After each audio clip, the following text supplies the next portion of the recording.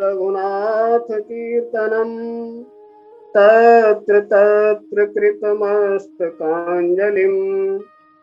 बाष्पवारि परिपूर्णलोचनं मारुतिं नमत राक्षसान्तकम्।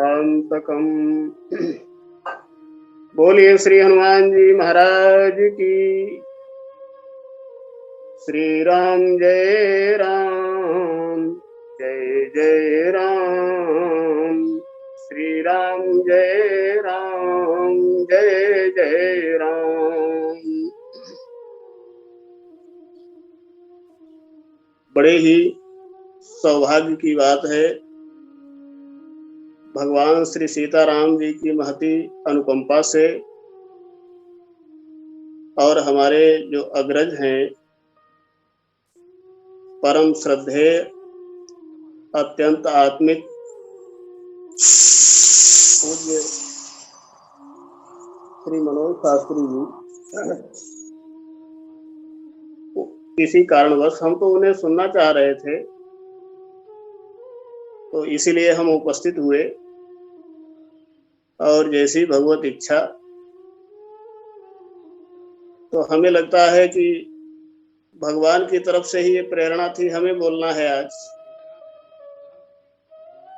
तो ये भगवान की महती अनुकंपा ही है।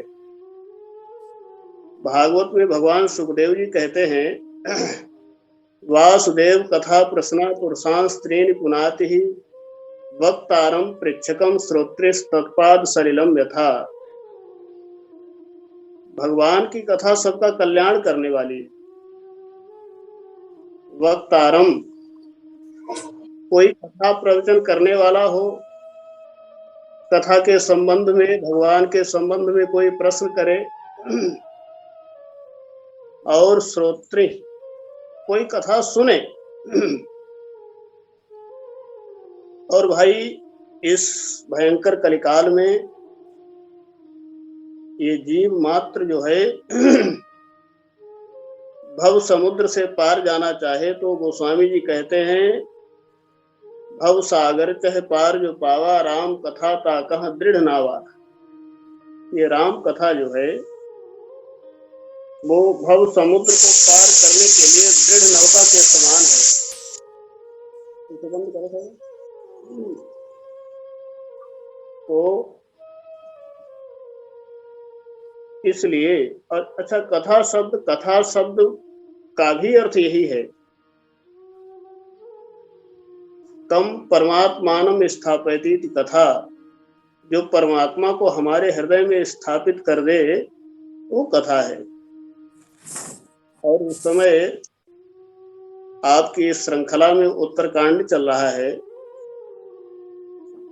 उत्तरकांड, अब जैसे वेद के हिसाब से, क्योंकि ये रामचरितमानस भी तो वेद सम्मत ग्रंथ है, नाना पुराण निगमागम सम्मतम, तो ये भी वेद सम्मत ग्रंथ ही है। तो इसका उत्तर भाग उत्तरकांड कहलाता है। और इसमें ज्ञान विषय कांड है ये। तो यद्यपि ज्ञान की बात तो हर कांड में की गई है, और ये जो है मुख्य रूप से, जैसे वेदों का उत्तर भाग जो है वेदांत है, उपनिषद भाग है, ज्ञान विषयक है, तो रामचरितमानस में भी उत्तरकांड ये ज्ञान विषयक कांड ही है। और बहुधा जैसे बाल कांड का आदि, अयोध्या कांड का मध्य और उत्तर कांड का उत्तर, और जहां से आज पूज्य शास्त्री जी बोलने वाले थे, सो परत्र दुख पावे सिर धुनि धुनि पछिताए, काल ही कर्म ही ईश्वर ही मिथ्या दोष लगाए। मतलब ये मनुष्य शरीर भगवान बड़ी करुणा करके प्रदान किया करते हैं। कबहुक करि करुणा नर देही, देत ईश बिनु हेतु सनेही। भगवान मनुष्य शरीर जो है हम पर बहुत करुणा करके, बहुत दया करके भगवान ने ये मनुष्य शरीर दिया। और मनुष्य शरीर मिलकर के भी जो, अब जैसे अभी मैंने मंगलाचरण में ही एक श्लोक कहा, पाथेयम यन मुमुक्षो। राम नाम क्या है? भगवान नाम जो मुमुक्ष जन हैं, मोक्ष इच्छा रखने वाले हैं, उनके लिए पाथेय है। पाथेय माने रास्ते में खाने पीने की वस्तुएं, जो हम कभी लंबी यात्रा पर जाते हैं तो अपने घर से कुछ खाने पीने की वस्तुएं लेकर के चलते हैं, उन्हें कहते हैं पाथेय। तो जैसे माँ अपने बेटे को कुछ पाथेय देकर के किसी यात्रा पर भेजती है और वो इतना प्रबंध कर देती है कि इसे खा पी करके मेरा बेटा मेरे पास तक आ जाए, ऐसे ही उस अंशी से ये अंश, परमात्मा अंशी है और जीवात्मा उसका अंश है।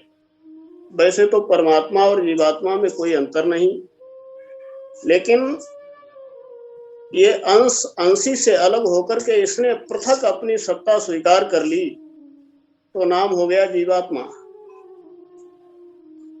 और ऐसी पृथक सत्ता स्वीकार करने के बाद में साधन सत्कर्म आदि के द्वारा पाए निज ही परलोक संवारा, तो जो वहां तक जाने का साधन नहीं कर पाते, सो परत्र दुख पावे सिर धुनि धुनि पछिताए। तो पछताते वे ही लोग हैं। और काल ही कर्म ही ईश्वर ही मिथ्या दोष लगाए। वो झूठा देश तो देते हैं कभी काल को, कर्म को और भगवान को। अब हम दोष चाहे जिसे भी दे दें, हम दोष किसी को भी देने के लिए स्वतंत्र हैं, लेकिन हमें सुख या दुख जो भी प्राप्त हुआ है वो हमारी अपनी सृष्टि है। क्योंकि हमें भगवान न सुख देते हैं न दुख देते हैं, भगवान सुख ही देते हैं, वो दुख नहीं दे सकते।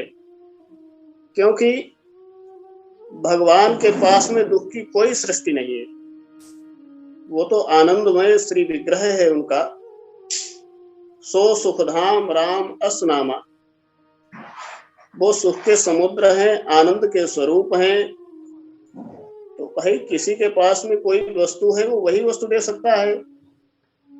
और हम यदि भगवान को दोष दें, जैसे महाभारत में दुर्योधन कहता है, जानामि धर्मम नच मे प्रवृत्ति जानामि अधर्मम नच मे निवृत्ति, केनापि देवेन हृदय स्थितेन यथा नियुक्तोस्मि तथा करोमि। धर्म क्या है? मैं धर्म को जानता हूं।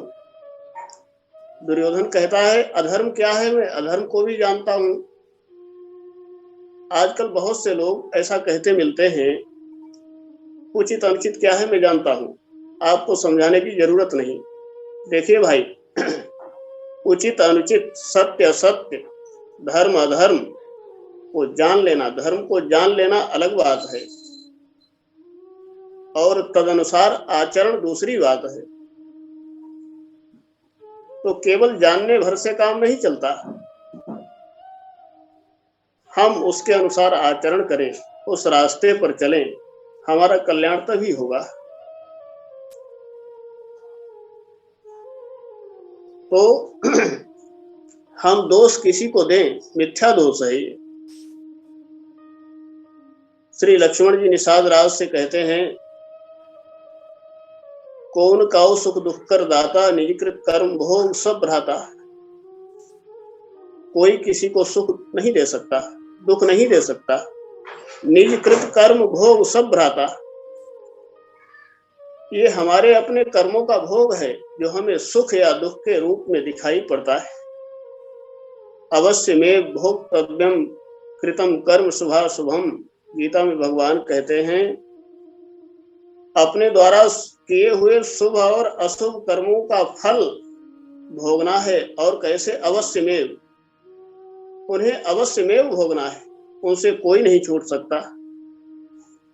और यदि हम दुखी हुए हैं तो ये मन की स्थिति है, सुखी होना या दुखी होना।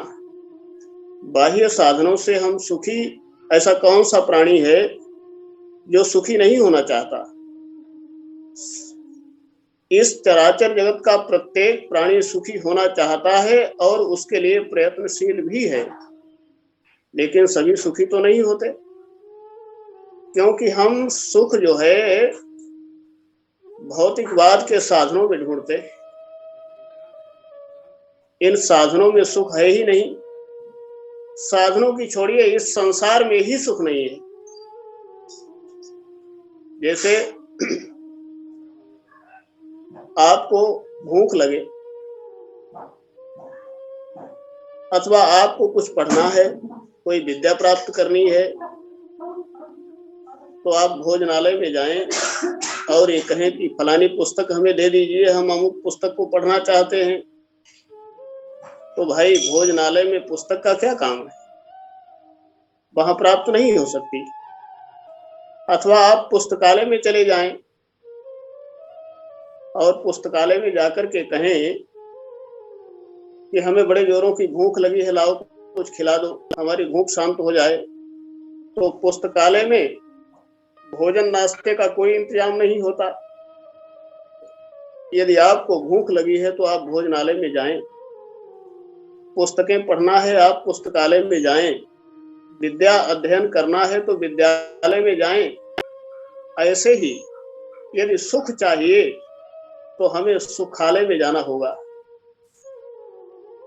और ये संसार क्या है? जहां हम सुख ढूंढते हैं, दुखालयम अशाश्वतम, ये तो भाई दुख का आलय है। यहाँ ये दुख का समुद्र है, ये दुख रूपी विमोह का, ये दुख का ही समुद्र है। तो यदि सुखी होना चाहते हैं तो हमें जाना होगा भगवान की शरण में, जो सुखालय हैं, आनंद सुखधाम हैं, आनंद के स्वरूप हैं। हमें उनके चरणों में जाना होगा, क्योंकि सुखी मीन जे नीर अगाधा, तिमि हरि शरण में एक बाधा। जैसे मछली जल में सुखी हो जाती, ऐसे ही हम भगवान के चरणों में हम अपने मन को समर्पित कर दें तो हमें सुख प्राप्त हो जाएगा, आनंद प्राप्त होगा। बेकार में ये झूठा दोष हम देते हैं तो परत्र दुख पावे, सिर धुनि धुनि पछताए, काल ही कर्म ही ईश्वर ही मिथ्या दोष लगाए। और ये जीव का दुर्भाग्य है, ऐसे सुलभ, देखिए भगवान से हमारा नित्य संयोग है। लोग कहते हैं भगवान को हम ढूंढें कहाँ? जब वो सुखालय हैं, सुखधाम हैं, तो भगवान हमें मिलेंगे कहाँ? कुछ अनीश्वरवादी लोग कहते हैं भगवान नाम की सत्ता इस संसार में है ही नहीं, भगवान की कोई सत्ता नहीं, कहीं कोई भगवान नहीं, तो ये संसार कैसे चलता है? तो कह देते हैं संसार चलता है कर्म सिद्धांत के द्वारा। अरे भाई, प्रकृति यदि दृष्टिगोचर हो रही है तो इस प्रकृति के स्वामी परम पुरुष भी हैं, क्योंकि ये प्रकृति स्वयं संचालित नहीं हो रही। सूर्य स्वयं से प्रकाश नहीं देते, वायु स्वयं नहीं बहता। भगवान कपिल अपनी माता देवहूति को उपदेश करते हुए कहते हैं मद भयात बाति बातोयम सूर्यस्तपति मद भयात। मेरे भय से वायु बहता है, सूर्य मेरे भय से तपते हैं। तो इसका मतलब यह है, इनसे ऊपर एक सर्वोत्कृष्ट सत्ता है, उनके शासन अनुशासन में ये प्रकृति संचालित होती। तो भगवान, अनीश्वरवादी लोग कह देते हैं भगवान है तो दिखाई क्यों नहीं देते। ऐसे विषयी जीवों को भगवान एकदम ऐसे दिखाई देंगे? भगवान को प्राप्त करने के लिए तो कितने साधन करने पड़ते हैं। भक्ति भाव के बिना भगवान को कौन प्राप्त कर सकता है। उत्कृष्ट भक्ति, जैसे दूध में घृत है, लेकिन कोई कहे दूध में घी हमें दिखाओ, तो उसके लिए तो साधन करना पड़ेगा। दूध से घी प्रकट, ये तो सही है, दूध में घी है, लेकिन उसे प्रकट करने के लिए साधन करना होगा। उस साधन के बिना हम दूध से घी को प्रकट नहीं कर सकते। ऐसे ही रखा छोड़ देंगे या साधन करने में गड़बड़ कर दिया तो दूध फट जाएगा, घी के दर्शन नहीं हो पाएंगे। ऐसे ही कितने लोग मनमाना आचरण करके, मनमाना साधन करते हुए, गुरुजनों के आदेश अनुदेश के बिना, उनकी कृपा के बिना भगवान को प्राप्त करने के लिए दौड़ पड़ते हैं, तो उन्हें भगवत प्राप्ति नहीं हो पाती। तो भगवान, जो लोग कहते हैं कि भगवान को हम कहाँ ढूंढें, भगवान हमें कैसे प्राप्त होंगे, तो ये मोटे तौर पर ये बात मान ली जाए, भगवान से हमारा कभी वियोग न था न है। क्योंकि भगवान से वियोग होगा तो हम ही नहीं होंगे। भगवान से तो इस जीव मात्र का नित्य संयोग है। और भगवान ने गीता के 10वें अध्याय में अपने विभूति योग का वर्णन करके ये बताया कि तुमसे हमारा कितना नजदीक का संबंध है, नित्य संयोग है। वो कह देते हैं अक्षराणाम अकारो अस्मि, अक्षरों में मैं आकार हूं। द्वंद्व सामासिक से च, समासों में मैं द्वंद्व हूं। आदि आदि कहकर के उन्होंने बता दिया, नदियों में गंगा हूं, वृक्षों में पीपल हूं, महीनों में मैं मार्गशीर्ष हूं, ऋतुओं में मैं ऋतुराज बसंत हूं। इतना कहकर के भगवान यही समझाना चाहते हैं कि तुमसे हमारा नित्य संबंध है, नित्य संयोग है, तुमसे हमारा कभी वियोग है ही नहीं। तो जीव का यह दुर्भाग्य है कि नित्य संयोग होते हुए परमात्मा के चरणों को प्राप्त नहीं करता, परमात्मा का आश्रय नहीं लेता। हमारा मन, इस जीव का मन इतना कुटिल है कि भगवान के लिए द्रवीभूत नहीं होता। यहाँ संसार में जितने भी संबंध हैं सब स्वार्थ के हैं। स्वार्थ के संबंध, यहाँ तो हमारा प्रेम जिससे भी है, ये प्रेम नहीं है, ये तो एक व्यापार है।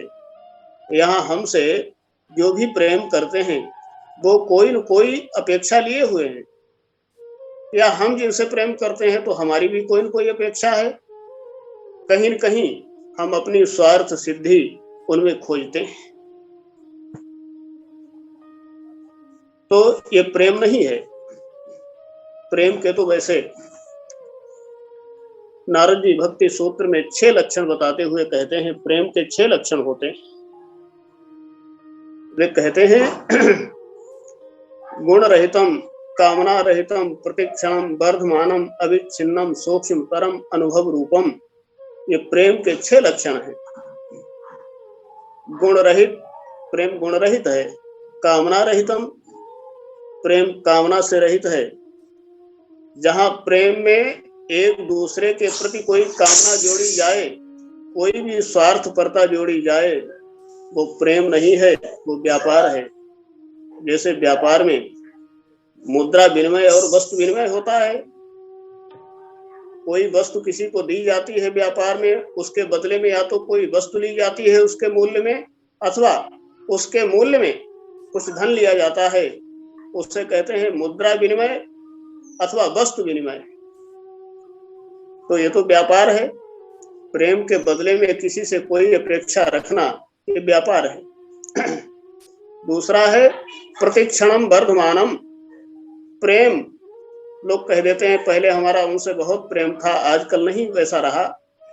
तो प्रेम का स्वभाव है प्रतिक्षणम वर्धमानम, प्रतिक्षण बढ़ना। अविच्छिन्नम, प्रेम अखंड है। सूक्ष्मतरम, इतना सूक्ष्म है कि वो दिखाई नहीं दे सकता।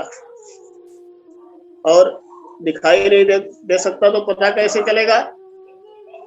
तो पता ऐसे चलेगा कि अनुभव रूपम, वो प्रेम अनुभव में है।